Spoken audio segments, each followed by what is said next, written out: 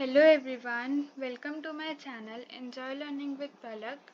तो आज इस वीडियो में मैं आपको इलेक्ट्रिसिटी चैप्टर के कुछ इम्पॉर्टेंट क्वेश्चंस कराऊंगी और इन क्वेश्चंस के एग्ज़ाम में आने के चांसेस बहुत ज़्यादा हैं। तो जब आप एग्ज़ाम टाइम में प्रिपरेशन करोगे इस चैप्टर की तो एनसीईआरटी से ये सारी चीज़ें कवर कर लेना, वो आपके लिए बहुत हेल्पफुल रहेगा। तो चलिए स्टार्ट करते हैं। तो जैसे कि चैप्टर है हमारा इलेक्ट्रिसिटी, उसमें हमारा पहला टॉपिक है इलेक्ट्रिक करंट। तो इलेक्ट्रिक करंट में आपको एक तो I is equals to Q by T का फॉर्मूला अच्छे से लर्न होना चाहिए, जिससे I होता है करंट, Q होता है इलेक्ट्रिक चार्ज और T होता है टाइम। उसके बाद फिर आपको ये जो हमारा इंटेक्स क्वेश्चन है, ये इसका question number 3, calculate the number of electrons constituting 1 coulomb of charge, ये आपको अच्छे से आना चाहिए। फिर नेक्स्ट पेज पे हमारे पास है इलेक्ट्रिक पोटेंशियल या फिर पोटेंशियल डिफरेंस। तो इसमें जो फॉर्मूला है V is equals to W upon Q. तो V होता है पोटेंशियल डिफरेंस, W होता है वर्क डन और Q होता है चार्ज। इसमें हमारा जो इंटेक्स्ट क्वेश्चन है, इसका जो फर्स्ट क्वेश्चन है, name a device that helps to maintain a potential difference across a conductor. तो इस वाले क्वेश्चन के 1 मार्क्स में आने के चांसेस हैं। तो इसका आंसर होगा बैटरी या फिर सेल। और अगर आपको सर्किट डायग्राम आएगा तो उसके लिए आपको ये टेबल 12.1 जो है, इसमें आपको कंपोनेंट्स दिए हैं, उसके सिंबल्स बताए हैं। तो ये 11 कंपोनेंट्स हैं और आपको इनके सिंबल्स आने चाहिए, क्योंकि सर्किट डायग्राम भी आ सकता है। फिर उसके बाद मोस्ट इम्पॉर्टेंट आपका जो टॉपिक है वो है ओम्स लॉ। तो ओम्स लॉ में आपको आ सकता है कि डिफाइन ओम्स लॉ या फिर इसका फॉर्मूला क्या है। इसका वीआई ग्राफ जो होता है वो यहाँ पे दिया हुआ है, पेज नंबर 204 में ये वीआई ग्राफ दिया हुआ है, जिसमें ये जो स्लोप होता है वो रेजिस्टेंस बताता है, और यहाँ इस साइड में वी होता है यानी कि पोटेंशियल डिफरेंस, और नीचे के साइड में करंट होता है। और यहाँ पे इसकी डेरिवेशन है, और ये जो फॉर्मूला है V is equals to I R, ये होता है ओम्स लॉ का फॉर्मूला। उसके बाद आपके पास है रेजिस्टेंस। तो रेजिस्टेंस आप उसका समझ लेना कि इसका फॉर्मूला जैसे कि V is equals to I R है, तो अगर हमें रेजिस्टेंस निकालनी होगी तो R is equals to V by I होगा। उसके बाद हमारे पास नेक्स्ट जो इम्पोर्टेंट टॉपिक है वो है factors on which the resistance of a conductor depends. तो इसमें 3 फैक्टर्स होते हैं जिस पर रेजिस्टेंस डिपेंड होती है। पहला होता है लेंथ। तो लेंथ जो कंडक्टर की होती है उससे रेजिस्टेंस डायरेक्टली प्रोपोर्शनल होता है। फिर सेकंड होता है एरिया ऑफ क्रॉस सेक्शन। तो एरिया से इन्वर्सली प्रोपोर्शनल होगा, जितना ज़्यादा एरिया होगा रेजिस्टेंस उतना कम हो जाएगा। और थर्ड होता है नेचर ऑफ कंडक्टर। और फोर्थ एक और इसमें पॉइंट होता है टेम्परेचर, वो आप चाहो तो लिख सकते हो और ये ऑप्शनल पॉइंट है वैसे। उसके बाद फिर हमारे पास ये R is equals to rho L upon A, इसकी भी बहुत छोटी सी डेरिवेशन है, एक बार आप इसको भी कर लेना, इम्पॉर्टेंट है ये भी।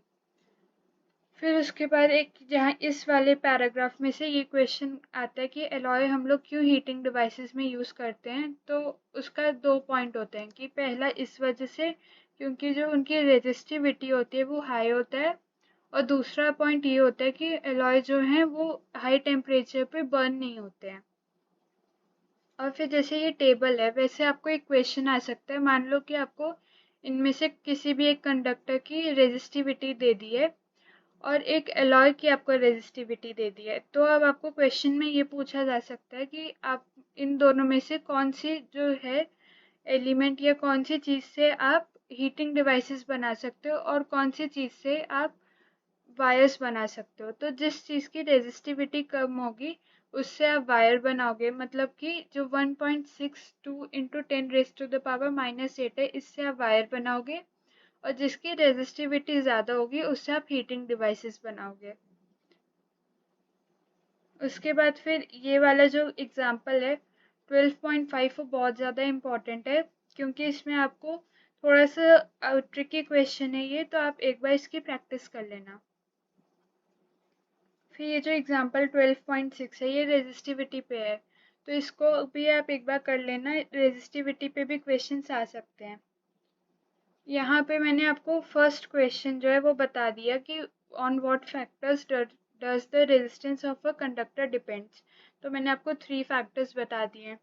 फिर उसके बाद हमारे पास जो 4th क्वेश्चन है, why are coils of electric toasters and electric irons made of an alloy rather than a pure metal. ये मैंने आपको बता दिया कि एलॉय के लिए आपको 2 पॉइंट्स लिखने हैं। फिर resistance of a system of resistors, तो इसमें 2 तरह के हम लोग लगाते हैं कोई कनेक्शन को। तो आपको पता है कि एक सीरीज कनेक्शन होता है और एक पैरेलल कनेक्शन होता है। तो सीरीज में जो सारे रेजिस्टर्स होते हैं वो बैक टू बैक होते हैं, और सीरीज में जो एक खास बात होती है वो होती है कि सेम करंट फ्लो होगा। जो करंट एक्स पॉइंट पे रहेगा वही सारे रेजिस्टर्स से फ्लो होके वाई पॉइंट पे आएगा। और उसके बाद जो पैरेलल कनेक्शन होता है उसके अंदर रेजिस्टर्स को जो होता है वो पैरेलली कनेक्ट किया जाता है, और इसमें करंट जो है वो डिवाइड होगा। जैसे कि इस वाले डायग्राम में अगर हम देखें सर्किट डायग्राम में, तो ये जो एक्स पॉइंट है यहाँ से करंट 3 पार्ट्स में डिवाइड होगा। पहला करंट R1 रेजिस्टर में जाएगा, दूसरा R2 में जाएगा, और जो थर्ड है R3 में जाएगा। फिर आपको इसकी सीरीज और पैरेलल दोनों की आपको डेरिवेशन आनी चाहिए, दोनों की फॉर्मूला की। तो सीरीज की जो डेरिवेशन है वो पेज नंबर 212 पे गिवन है। ये इसकी डेरिवेशन है, R is equals to R1 plus R2 plus R3। और उसके बाद इस पे एक आपका न्यूमेरिकल इम्पॉर्टेंट है, और वो है एग्जाम्पल नंबर 12.7। इसमें जैसे कि आपको दे रखा है कि एक आपको 2 रेजिस्टर हैं, एक है 20 ओम का ये वाला और दूसरा है 4 ओम का। तो उसको हमने 6 वोल्ट की बैटरी से कनेक्ट किया, तो आपको इसमें टोटल रेजिस्टेंस बतानी है। तो अगर ये सीरीज में लगाए ये वाले दोनों रेजिस्टर्स, तो इसमें टोटल रेजिस्टेंस दोनों को प्लस करके आ जाएगी। तो 4 प्लस 20 होगा 24 ओम। फिर करंट के लिए हम लोग V is equals to I R का फॉर्मूला लगाएंगे। और पोटेंशियल डिफरेंस जो सीरीज में रहता है वो हर एक रेजिस्टर के लिए, हर एक डिवाइस के लिए अलग अलग होता है। तो आपको अलग अलग सब में separately V is equals to I R का फॉर्मूला लगाना होगा। तो ये तो सीरीज का हो गया। अब उसके बाद हमारे पास पैरेलल की जो डेरिवेशन है वो यहाँ पे है, I 1/R is equals to 1/R1 plus 1/R2 plus 1/R3। ये पैरेलल कनेक्शन का फॉर्मूला है अगर आपको टोटल रेजिस्टेंस निकालनी हो। उसके बाद फिर एक जैसे कि CBSE के सैम्पल पेपर में भी पैरेलल रेजिस्टर्स के कनेक्शन पे क्वेश्चन आया है, वैसे ये वाला एक क्वेश्चन है। ये वाला एक 12.9 एग्जाम्पल आप कर लेना, क्योंकि इसमें जैसे देखिए पहले R1 और R2 रेजिस्टर्स जो हैं हमारे दोनों वो पैरेलल में कनेक्टेड है। फिर उसके बाद जो नीचे R3 R4 R5 ये दोनों तीनों पैरेलल में कनेक्टेड हैं।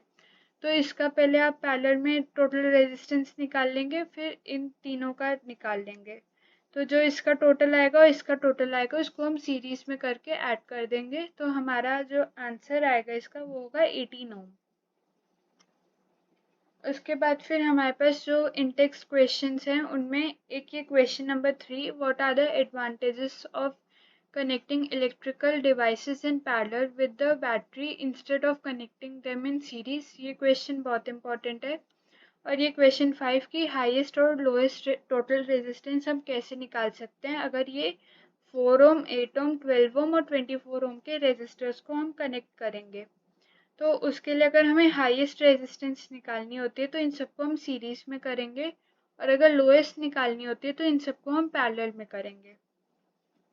उसके बाद हमारा जो टॉपिक है वो है heating effect of electric current.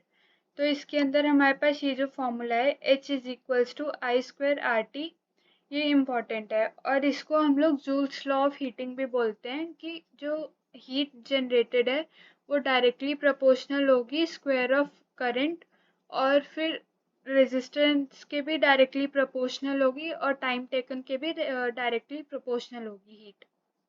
और हीट पे जो ये 12.11 जो एग्जांपल है ये इम्पॉर्टेंट है। इसमें आपको गिवन है कि 100 जूल्स जो है वो हीट प्रोड्यूस हुई है ईच सेकेंड, मतलब कि आप टाइम 1 सेकेंड लोगे, और 4 ओम की रेजिस्टेंस है, तो जो हमारा रेजिस्टेंस आएगी वो 4 ओम है। और आपको पोटेंशियल डिफरेंस निकालना है, तो आप H is equals to I²RT के फॉर्मूला से पहले I निकाल लेंगे, फिर V is equals to IR के फॉर्मूला से पोटेंशियल डिफरेंस निकाल लेंगे। और उसके बाद हीट पे जो क्वेश्चन है इन टेक्स्ट क्वेश्चन, उसमें क्वेश्चन नंबर 2 बहुत इंपॉर्टेंट है। Compute the heat generated while transferring 96,000 coulomb of charge in 1 hour through a potential difference of 50 volt. उसके बाद हमारे पास है practical applications of heating effects of electric current. तो इसमें हमारे पास दो तीन चीज़ें हैं जो हमें पता होनी चाहिए। थ्योरी के क्वेश्चन के लिए बहुत इंपॉर्टेंट है। तो पहले फिलामेंट में हम लोग टंगस्टेन क्यों यूज़ करते हैं? तो फिलामेंट में हम लोग टंगस्टेन इसलिए यूज़ करेंगे क्योंकि उसका जो मेल्टिंग पॉइंट होता है वो बहुत हाई होता है। और इस फिलामेंट में जो टंगस्टेन यूज़ होता है उसका मेल्टिंग पॉइंट होता है 3380 डिग्री सेल्सियस। फिर फिलामेंट में कौन कौन से हम लोग गैसेस यूज़ करते हैं? तो दो गैसेस यूज़ होती हैं, नाइट्रोजन और आर्गन। ये दोनों इनएक्टिव गैसेस होंगी। तो ताकि हम लोग ये इसलिए फिलामेंट में यूज़ करते हैं, मतलब बल्ब में यूज़ करते हैं, ताकि जो फिलामेंट की लाइफ है वो और हम इंक्रीज कर सकें। फिर हमारे पास जो नेक्स्ट क्वेश्चन आता है वो होता है कि फ्यूज़ पे एक क्वेश्चन आएगा कि फ्यूज़ की जो मेल्टिंग पॉइंट होगी हाई होगी या लो होगी। तो फ्यूज़ की जो मेल्टिंग पॉइंट होती है वो लो होती है। और उसमें जो फ्यूज़ हम लोग क्यों यूज़ करते हैं, तो उसके लिए आपको ये जो 3-4 लाइन्स है वो इम्पॉर्टेंट है। क्योंकि if a current larger than the specified value flows through the circuit, the temperature of the fuse wire increases. This melts the fuse wire and breaks the circuit. तो अगर आपके घर में सारे डिवाइसेस जो होते हैं वो पैरेलल कनेक्शन में लगे होते हैं, तो जो फ्यूज वायर होती है वो इन सब से सीरीज में लगी होती है, क्योंकि सीरीज में जो करंट है वो सेम फ्लो होगा। अगर मान लो आपके घर में जो मैक्सिमम करंट फ्लो होना चाहिए वो 4.5 एम्पेयर का है, तो आपकी फ्यूज वायर की जो मेल्टिंग पॉइंट होगी वो 5 एम्पेयर की होगी। क्योंकि अगर 5 एम्पेयर से ज़्यादा का करंट जाएगा, फ्लो करेगा, तो वो जो फ्यूज की जो वायर है वो मेल्ट हो जाएगी और इससे सर्किट ब्रेक हो जाएगा, ताकि जो शॉर्ट सर्किट होते हैं उनसे हम बच सकें। फिर उसके बाद हमारे पास है इलेक्ट्रिक पावर। तो इलेक्ट्रिक पावर में 3 फॉर्मूलाज हैं। P is equals to V I square R और V स्क्वेयर बाय आर। ये तीनों फार्मूला के बहुत यूज़ होते हैं, तो आप इसको भी अच्छे से लर्न कर लेना। फिर हमारे पास कमर्शियल यूनिट ऑफ एनर्जी है। तो कमर्शियल यूनिट ऑफ एनर्जी होती है किलोवाट आवर, और इसको हम लोग यूनिट भी बोलते हैं। फिर उसके बाद हमारे पास एक एग्जाम्पल है 12.13। तो ये जो 12.13 एग्जाम्पल है, इसमें आपको दिया हुआ था कि एक इलेक्ट्रिक रेफ्रिजरेटर है, उसमें 400 वाट की जो पावर है वो लग रही है डेली। और अगर उसको हम लोग चला कितने टाइम के लिए, 8 आवर्स के लिए हम लोग उसको चला रहे हैं। तो हमारी पावर तो गिवन है 400 वाट और टाइम भी गिवन है 8 आवर्स। तो हमें निकालना है कि 30 डेज में उसका कितना कॉस्ट आएगा अगर वो ₹3 पर किलो वाट आवर का चार्ज हो रहा है। तो पहले हम इस पावर को किलो वाट आवर में कन्वर्ट करेंगे। तो पावर को किलो वाट आवर में कन्वर्ट करने के लिए हमें इसको डिवाइडेड बाय 1000 करना होगा। फिर इसको हम लोग 8 से मल्टीप्लाई करेंगे, तो हमारे पास एक दिन की कितनी एनर्जी कंज्यूम होगी वो आएगी। फिर उस एनर्जी को 30 से मल्टीप्लाई करेंगे, क्योंकि हमें 30 डेज की एनर्जी चाहिए। तो जो हमारे पास फिर 30 से मल्टीप्लाई करने के बाद एनर्जी आएगी, उसको हम लोग 3 से मल्टीप्लाई कर देंगे, तो हमारे पास फाइनल कॉस्ट आ जाएगी जो है ₹288। उसके बाद अब हम लोग देख लेते हैं कि कौन कौन से एनसीईआरटी के बैक एक्सरसाइज के क्वेश्चन इंपॉर्टेंट है।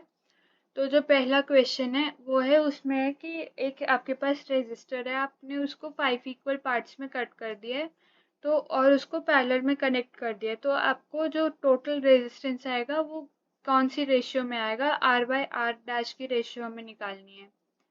उसके बाद जो नेक्स्ट इम्पॉर्टेंट क्वेश्चन है वो क्वेश्चन नंबर 8 है, क्योंकि क्वेश्चन नंबर 8 में जो आपको करंट है वो 2.5 मिली एम्पेयर में दिया हुआ है। तो अब मिली एम्पेयर को आपको एम्पेयर में कन्वर्ट करना होगा, फिर ये आगे जाके सॉल्व होगा।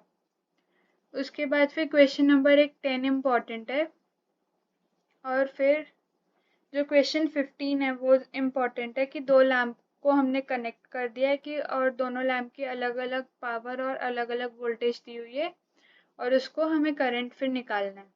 फिर क्वेश्चन नंबर 16 में हमें दिया हुआ है टीवी सेट है और दोनों की एक टीवी सेट है और एक टोस्टर है, तो दोनों की अलग अलग पावर और दोनों का अलग अलग टाइमिंग है, कितने वो टाइम के लिए कंज्यूम हो रहा है, तो किसकी ज़्यादा एनर्जी होगी हमें ये निकालना है। तो पहले इसमें हम पावर को किलोवाट आवर में कन्वर्ट करेंगे। टाइम हमें इस टीवी सेट में तो 1 आवर दिया हुआ है तो कन्वर्ट करने की ज़रूरत नहीं है, पर जो टोस्टर है उसमें टाइम हमें 10 मिनट्स का दिया है तो उसको हमें आर में कन्वर्ट करने के लिए 60 से डिवाइड करना होगा। तो फिर हमें एनर्जी का फॉर्मूला पता होता है कि वो होता है पावर इनटू टाइम, तो जिसकी एनर्जी ज़्यादा आएगी वो हमारा आंसर होगा। तो इसमें आंसर आता है टीवी सेट की एनर्जी ज़्यादा होती है 0.05 किलोवाट आवर से।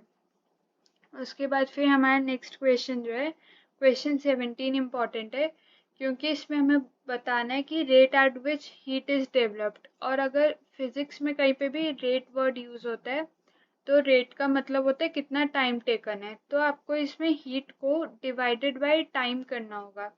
तो आपका जो आंसर है वो I² जैसे हीट का फॉर्मूला होता है ना, तो आर जब टी से टी कैंसिल हो जाएगा तो हमारे पास जो बचेगा वो बचेगा I²R, और जो हमारा आंसर आएगा वो जूल पर सेकेंड आएगा। और इसके बाद क्वेश्चन नंबर 18 जो है वो थ्योरी क्वेश्चंस के लिए बहुत इंपॉर्टेंट है। इसमें यह है कि पहले टंगस्टन को हम क्यों यूज़ करते हैं फिलामेंट बनाने के लिए। तो टंगस्टन को इसीलिए यूज़ करते हैं क्योंकि उसकी मेल्टिंग पॉइंट बहुत हाई होती है, वो होता है 3380 डिग्री सेल्सियस। फिर उसके बाद कंडक्टर्स जो होते हैं वो सारे एलॉय के क्यों बने होते हैं प्योर मेटल की जगह, तो इसके भी मैंने आपको 2 पॉइंट्स बता दिए। फिर सीरीज अरेंजमेंट हम लोग घर पे क्यों नहीं यूज़ करते, तो सीरीज अरेंजमेंट हम लोग घर पे इसलिए, एक पॉइंट ये भी होता है उसमें कि उसमें सेपरेट ऑन ऑफ स्विच नहीं हो सकता, और दूसरा पॉइंट ये होता है कि अगर एक डिवाइस हमारा डैमेज हो जाता है तो बाकी के सारे डिवाइसेस भी हमारे काम करने बंद हो जाते हैं।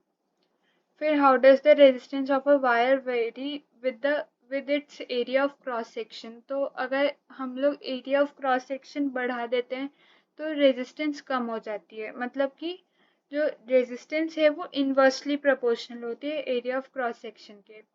फिर कॉपर और एल्यूमिनियम के वायर्स क्यों हम लोग इलेक्ट्रिसिटी ट्रांसमिशन के लिए यूज़ करते हैं, तो इसका आंसर होता है कि उन लोग कॉपर और एल्यूमिनियम की जो रेजिस्टिविटी होती है वो कम होती है।